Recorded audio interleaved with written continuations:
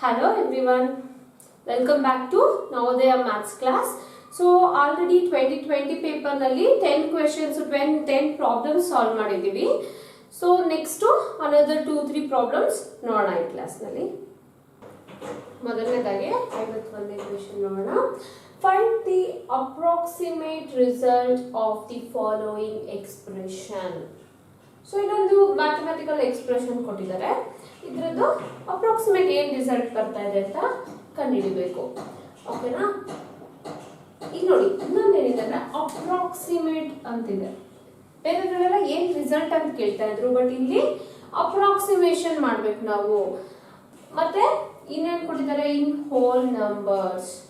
So approximation ಯಾವ ತರ ಮಾಡ್ಬೇಕು ನಾವು, ಈ ಎಕ್ಸ್ಪ್ರೆಷನ್ ಹೋಲ್ ನಂಬರ್ ಆಗಿ ಕನ್ವರ್ಟ್ ಮಾಡಿಕೊಂಡು ಆ ಥರ ಅಪ್ರಾಕ್ಸಿಮೇಷನ್ ತಗೊಂಡು ನಾವು ಈ ಎಕ್ಸ್ಪ್ರೆಷನ್ ಕ್ಯಾಲ್ಕುಲೇಟ್ ಮಾಡಬೇಕು.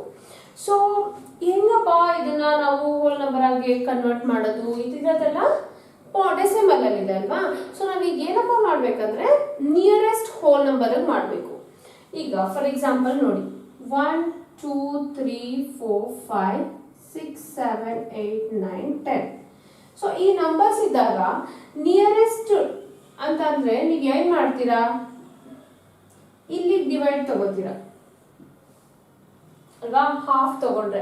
ಸೊ ಇದಿಷ್ಟು ಬಂದ್ರೆ ಅದನ್ನ ತೆಗೆದು 0 ಅಂತ ಮಾಡ್ಬಿಡ್ತೀರಾ. ಇದಿಷ್ಟು ಬಂದ್ರೆ ಅದನ್ನ ನೆಕ್ಸ್ಟ್ ನಂಬರ್ಗೆ ಮೂವ್ ಮಾಡ್ತೀರಾ. 10 ಅಂದ್ರೆ ಅದೇ ನೆಕ್ಸ್ಟ್ ನಂಬರ್ ಆಗುತ್ತೆ, ಅದು ಬಿಟ್ಟಿರೋಣ 9 ವರ್ಗು ಅಂತ ತಗೊಳ್ಳೋಣ. ಅಂದ್ರೆ ಏನಪ್ಪಾ ಅಂದ್ರೆ ನೋಡಿ, ಇದನ್ನೇ ಬೇಸಿಸ್ ಆಗಿ ಇಟ್ಕೊಂಡು ಇದಿಷ್ಟು ಆದ್ರೆ 0 ಮಾಡ್ಬಿಡ್ತೀವಿ, ಇದಿಷ್ಟು ಆದ್ರೆ ಒಂದನ್ನ ಆಡ್ ಮಾಡ್ತೀವಿ ಪ್ರೀವಿಯಸ್ ನಂಬರ್ಗೆ. ಫಾರ್ ಎಕ್ಸಾಂಪಲ್ 49.6 ಇದೆ. 6 ಅನ್ನೋದಲ್ಲಿ ಈ ಸೆಕ್ಷನ್ ಅಲ್ಲಿ ಬರುತ್ತೆ. ಸೊ ಒಂದ್ ನಂಬರ್ ಜಾಸ್ತಿ ಮಾಡ್ಬಿಟ್ಟು ಅದನ್ನ ಬಿಡ್ತೀವಿ. 49 ಇರೋದು ಏನಾಗುತ್ತೆ, 50 ಆಗುತ್ತೆ. ಇಂಟು 10.2 ಅನ್ನೋದು 5 ಗಿಂತ ಕಮ್ಮಿ ಅಲ್ವಾ, ಅಂದ್ರೆ ಅದನ್ನ ಬಿಟ್ಬಿಟ್ಟು 0 ಮಾಡ್ಬಿಡ್ತೀವಿ, 10 ನ ಹಾಗೆ ಉಳಿಸ್ಕೊತೀವಿ. ಮೈನಸ್ 7.1 ಇದೆ. 7.1 ಎಲ್ಲಿದೆ, ಈ ಸೆಕ್ಷನ್ 5 ಗಿಂತ ಚಿಕ್ಕದಲ್ವಾ ಅದು.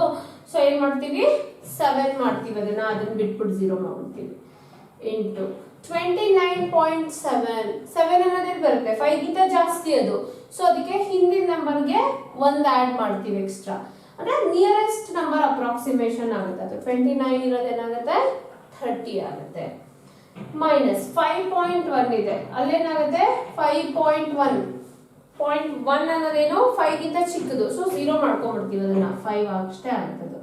ಇಂಟು 20.1 ಅಗೇನ್ 1.1 ಇದೆ. 1 ಅನ್ನೋದು 5 ಗಿಂತ ಚಿಕ್ಕ ನಂಬರ್, ಸೊ 20 ಮಾತ್ರ ಉಳಿಸ್ಕೊತೀವಿ. ಅರ್ಥ ಆಯ್ತಲ್ವಾ? ಸೊ ಸಿಂಪಲ್ ರೂಲ್ ಏನಪ್ಪಾ ಅಂದ್ರೆ ಅಪ್ರಾಕ್ಸಿಮೇಷನ್ ಬಂದಾಗ, ಈ ತರ ಡೆಸಿಮಲ್ ನಂಬರ್ಸ್ ಇದ್ದಾಗ 5 ಅಥವಾ 5 ಗಿಂತ ಜಾಸ್ತಿ ಇದ್ರೆ ಏನ್ ಮಾಡ್ತೀವಿ, ಅದನ್ನ 0 ಮಾಡ್ಬಿಟ್ಟು ಹಿಂದಿನ ನಂಬರ್ಗೆ 1 ಇನ್ಕ್ರಿಮೆಂಟ್ ಮಾಡ್ತೀವಿ. 5 ಗಿಂತ ಕಡಿಮೆ ಬಂದ್ರೆ ಏನ್ ಮಾಡ್ತೀವಿ, ಅದನ್ನ ಹಾಗೆ 0 ಮಾಡ್ಕೊಂಡ್ಬಿಡ್ತೀವಿ, ಹಿಂದಿನ ನಂಬರ್ ಇನ್ಕ್ರಿಮೆಂಟ್ ಮಾಡಲ್ಲ. ಸೊ ಅದು ಅಪ್ರಾಕ್ಸಿಮೇಷನ್. ಮತ್ತೆ ಇವಾಗ ನೋಡಿ, ಇಲ್ಲಿ ನನಗೆ ಮಲ್ಟಿಪ್ಲಿಕೇಶನ್ ಇದೆ, ಮೈನಸ್ ಇದೆ. ಏನ್ ಮಾಡ್ಬೇಕು, ಎಸ್ ಬೋರ್ಡ್ ಮಾಸ್ ಅಲ್ವಾ.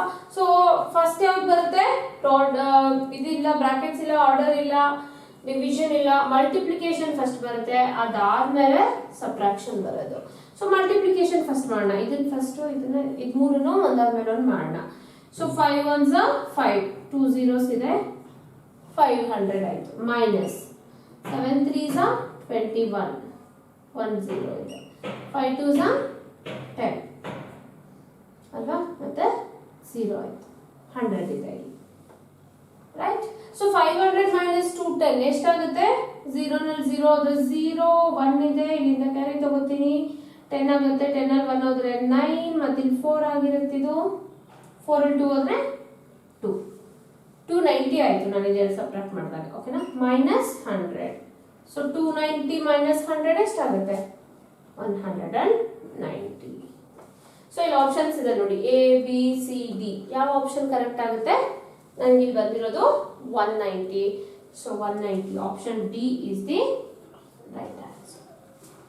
ಅರ್ಥ ಆಯ್ತಲ್ವಾ? ಸೊ ಇಲ್ಲಿ ಅಪ್ರಾಕ್ಸಿಮೇಟ್ ಅಂತ ಕೇಳಿದ್ರೆ ಅದಕ್ಕೇನೆ 10 ಅಪ್ರಾಕ್ಸಿಮೇಟ್ ಮಾಡ್ಕೊಳ್ಳಿ. ಇಲ್ಲೂ ಅಷ್ಟೇ ಇನ್ ಹೋಲ್ ನಂಬರ್ಸ್ ಅಂತ ಕೇಳಿದ್ದಾರೆ, ಅಂದ್ರೆ ಅರ್ಥ ಡೆಸಿಮಲ್ ನಲ್ಲಿ ಇರೋದನ್ನ ನಾವು ಅಪ್ರಾಕ್ಸಿಮೇಟ್ ಮಾಡ್ಕೊಂಡು ಫಸ್ಟೇನೆ ಹೋಲ್ ನಂಬರ್ ಮಾಡ್ಕೊಂಡು ಬಿಡಬೇಕು. ಅದಾದ್ಮೇಲೆ ಕ್ಯಾಲ್ಕುಲೇಟ್ ಮಾಡಿ ಆಪ್ಷನ್ ಚೂಸ್ ಮಾಡಬೇಕಾಗುತ್ತೆ.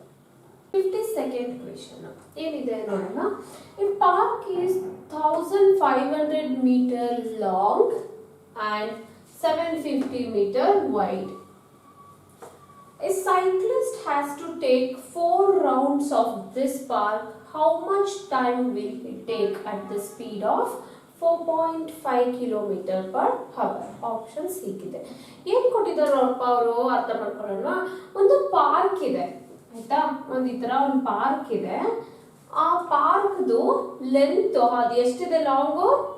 The park is 1500 metre long, ಅಂದ್ರೆ ಅದರ ಲೆಂತ್ ಬಂದು 1500 ಮೀಟರ್ ಇದೆ. ಮತ್ತೆ ವಿಡ್ತ್ ಎಷ್ಟಿದೆ? And it is 750 metre wide. ಓಕೆನಾ, 750 ಮೀಟರ್ ವೈಡ್ ಅಂದ್ರೆ ರೆಕ್ಟಾಂಗ್ಯುಲರ್ ಶೇಪ್ ಆಯ್ತಲ್ವಾ. ಲೆಂತ್ ಮತ್ತೆ ಇದು ಸ್ಕ್ವೇರ್ ಏನಾದ್ರು ಶೇಪ್ ಆಗಿದ್ರೆ ಎರಡು ಈಕ್ವಲ್ ಇರಬೇಕಿತ್ತು. ಬಟ್ ಇದು 1500 ಮೀಟರ್ ಇದೆ, 750 ಮೀಟರ್ ಇದೆ. ಸೊ ರೆಕ್ಟಾಂಗ್ಯುಲರ್ ಶೇಪೇ ಆಗಿರುತ್ತೆ ಅದು ಅಲ್ವಾ. ಸೊ ಲೆಂತ್ ಅಷ್ಟಾಯ್ತು, ವಿಡ್ತ್ ಇಷ್ಟಾಯ್ತು. ಮತ್ತೇನಪ್ಪ, ಒಬ್ಬ ಸೈಕ್ಲಿಸ್ಟ್ ಏನ್ ಮಾಡ್ತಾನೆ, he has to take 4 rounds of this park. ಅವನು ಈ ಪಾರ್ಕ್ ನಲ್ಲಿ ರೌಂಡ್ಸ್ ತಗೋತಾನೆ. ಎಷ್ಟು ರೌಂಡ್ಸ್ ತಗೋತಾನೆ ಅವನು? 4 ರೌಂಡ್ ಹಾಕ್ತಾನೆ. ಸೈಕಲ್ ನಲ್ಲಿ ಒಬ್ಬ ಸೈಕ್ಲಿಸ್ಟ್ ಈ ಪಾರ್ಕ್ ನ 4 ರೌಂಡ್ ಸುತ್ತಾನೆ. ಓಕೆನಾ, a cyclist has to take 4 rounds of this park. How much time will he take at the speed of 4.5 km per hour?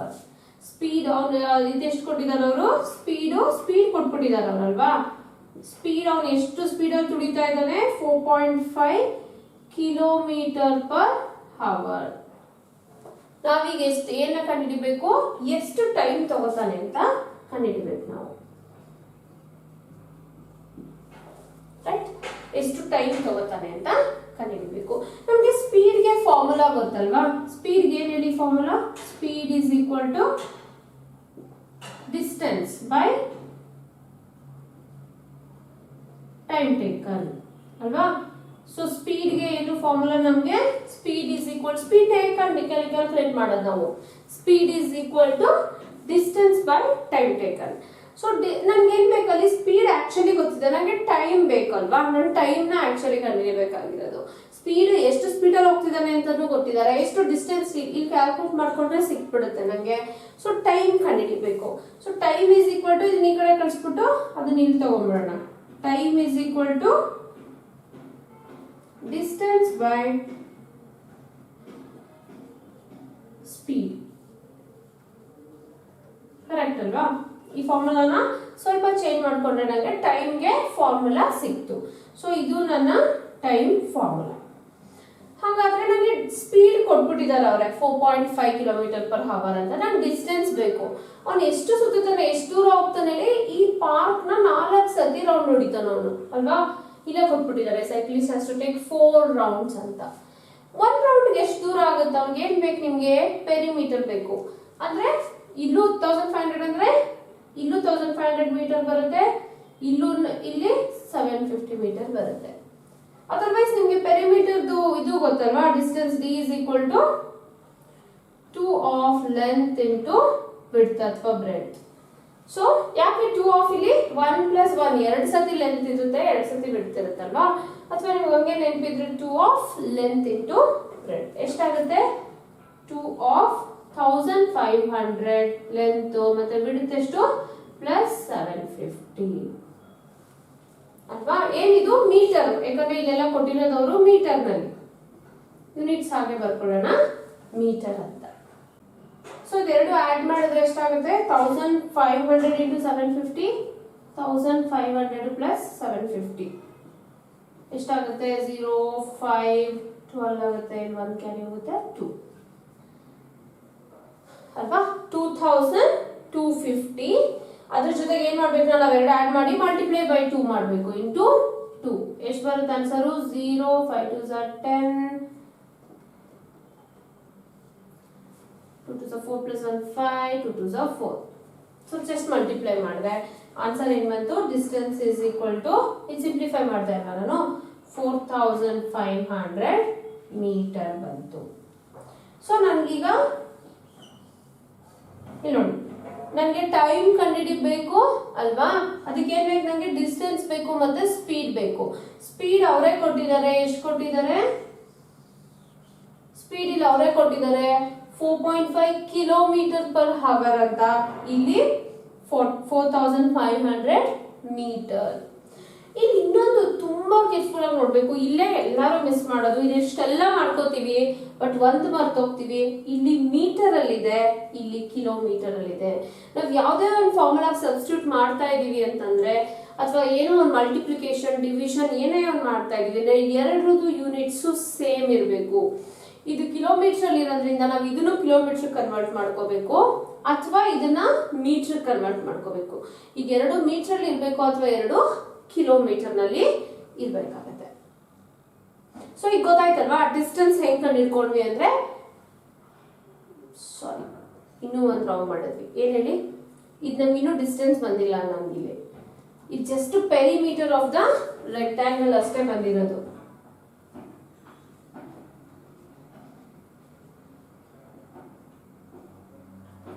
ಅಲ್ವಾ. ಸೊ ಡಿಸ್ಟೆನ್ಸ್ ಮಾಡ್ಬೇಕಂದ್ರೆ ಏನ್ ಮಾಡ್ಬೇಕು, ಅವ್ನು ಎಷ್ಟು ಪೆರಿಮೀಟರ್ ಇಷ್ಟು ಡಿಸ್ಟೆನ್ಸ್ ಅಂದ್ರೆ ಏನ್ ಮಾಡ್ಬೇಕು ಹೇಳಿ, ಅವ್ನ ಇದು ಒಂದ್ ರೌಂಡ್ ಆಯ್ತು ಅಲ್ವಾ, ಅವ್ನು ಇಂಥದ್ದು 4 ರೌಂಡ್ ತುಳಿತಾನೆ ಸೈಕಲ್, ಅದೇ ತಾನೇ ನಾವು ಮಾಡ್ಬೇಕಾಗಿರೋದು. ಸೊ ಏನ್ ಮಾಡ್ಬೇಕು, ಡಿಸ್ಟೆನ್ಸ್ ಮತ್ತೆ ನಾನು ಏನ್ ಮಾಡ್ಬೇಕು, distance is equal to 4500 into 4 ಅಷ್ಟು ಮೀಟರ್ ಆಗುತ್ತೆ ನನಗೆ. 4500 ಇಂಟು 4 ಮಲ್ಟಿಪ್ಲೈ ಮಾಡ್ತೀನಿ. 4 0 0 4 5 20 0 ಆಯ್ತು, 4 16 17 18 ಆಯ್ತು. ಸೊ ಅಂದ್ರೆ ಏನಾಯ್ತು, ಇದು ಡಿಸ್ಟೆನ್ಸ್ 1000 and 18,000 ಮೀಟರ್. ಅವನು ಇಷ್ಟು ದೂರ ತುಳಿತಾನೆ. ಹೇಗೇನು ಇಲ್ಲೂ ಅದೇ ಸೇಮ್, 1 ಕಿಲೋಮೀಟರ್ ಇದೆ 1 ಮೀಟರ್ ಇದೆ, ನಾವು ಇದನ್ನೇ ಕಿಲೋಮೀಟರ್ ಕನ್ವರ್ಟ್ ಮಾಡ್ಕೊಬಿಡೋಣ. ಕಿಲೋಮೀಟರ್ ಕನ್ವರ್ಟ್ ಮಾಡ್ಕೊಳ್ಳೋದು 1000. ಇವಾಗ ನೋಡಿ ಡಿವೈಡ್ ಬೈ 1000 ಮಾಡ್ಬೇಕಾಗುತ್ತೆ ನಾನು ಅಲ್ವಾ, ಯಾಕಂದ್ರೆ ಮೀಟರ್ ಟು ಕಿಲೋಮೀಟರ್ ಅಂದ್ರೆ. ಸೊ 3 zeros ಇದೆ ಅಂದ್ರೆ 3 ಡಿಜಿಟ್ಸ್ ಬಿಟ್ಟು ಪಾಯಿಂಟ್ ಇಡಬೇಕು.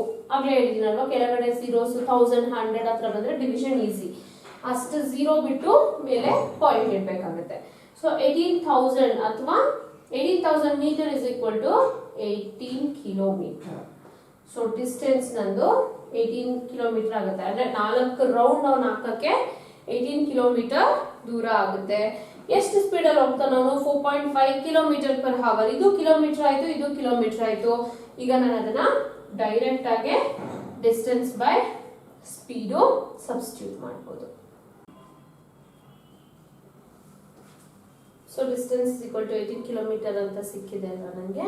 ಸೊ ಇಲ್ಲಿ time is equal to distance by speed. Distance ಎಷ್ಟಿದೆ, 18 ಡಿವೈಡೆಡ್ ಬೈ ಸ್ಪೀಡು 4.5 ಇದೆ ಅಲ್ವಾ. ನಾನು ಇವಾಗ ಕೆಳಗಡೆ ಪಾಯಿಂಟ್ ಬಂದಿದ್ರೆ ನಾನು ಪಾಯಿಂಟ್ ತೆಗಿಬೇಕು. ಸೊ ನಾನು ರೈಟ್ ಸೈಡ್ 1 ಮೂವ್ ಮಾಡ್ತೀನಿ, ಇಲ್ಲಿ ಏನು ಪಾಯಿಂಟ್ ಇಲ್ಲ ಅಂದ್ರೆ ನಾನು ಇಲ್ಲಿ ಪಾಯಿಂಟ್ ಇಟ್ಕೋಬಹುದಲ್ವಾ, 0 ಹಾಕ್ತೀನಿ, ಇದನ್ನು 1 ಪಾಯಿಂಟ್ ಮೂವ್ ಮಾಡ್ತೀನಿ.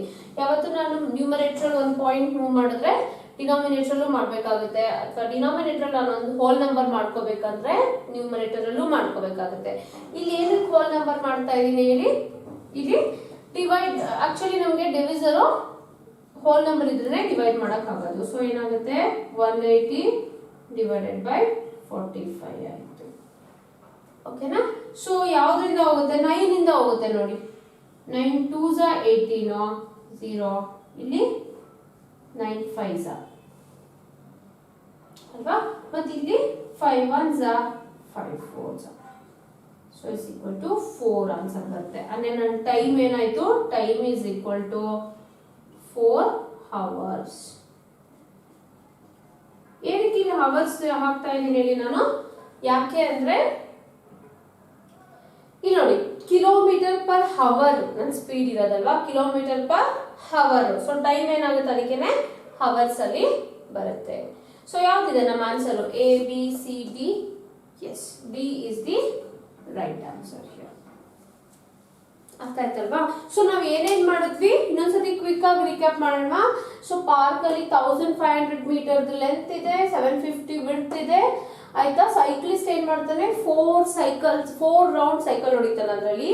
ಸೊ ನಾವೇನ್ ಮಾಡಿದ್ವಿ, ಫಸ್ಟ್ ಇದ್ರ ಪೆರಿಮೀಟರ್ ಕಂಡು ಹಿಡ್ಕೊಂಡ್ವಿ. ಯಾವ ತರ, this plus this plus this plus this, ಅಥವಾ 2 ಇಂಟು ದಿಸ್ ಪ್ಲಸ್ ದಿಸ್. ಅದ್ರಲ್ಲಿ ನಂಗೆ ಪೆರಿಮೀಟರ್ ಸಿಕ್ತು. ಅದನ್ನ ಮಲ್ಟಿಪ್ಲೈ ವಿತ್ 4. ಯಾಕೆ? ಅವನು 4 ರೌಂಡ್ ಸುತ್ತೊಡಿತಾನೆ. 4 ರೌಂಡ್ ಸುತ್ತೊಡಿಯೋದ್ರಿಂದ ನಾವು ಇದನ್ನ ಪೆರಿಮೀಟರ್ ಇಂಟು 4 ಮಾಡ್ಕೊಂಡ್ರೆ ನನಗೆ ಆಕ್ಚುಯಲ್ ಡಿಸ್ಟೆನ್ಸ್ ಬಂತು. ಡಿಸ್ಟೆನ್ಸ್ ಆಕ್ಚುಲಿ ಎಷ್ಟು ಬಂತು? 8000 ಮೀಟರ್ಸ್ ಬಂತು. ಯಾಕೆ? ಅವ್ರು ಕೊಟ್ಟಿರೋದು ಮೀಟರ್ಸ್ ನಲ್ಲಿ.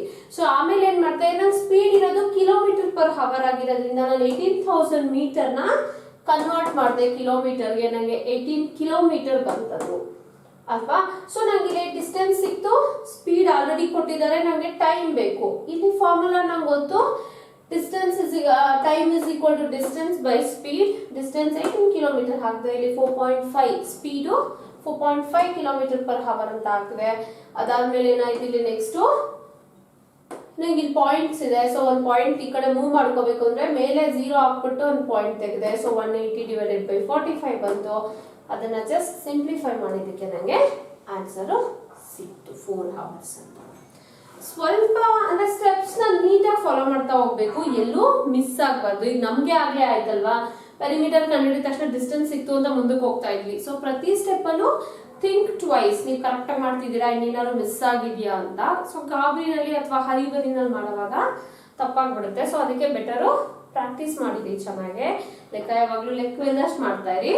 We'll meet in next maths class. Till then, take care. Bye bye.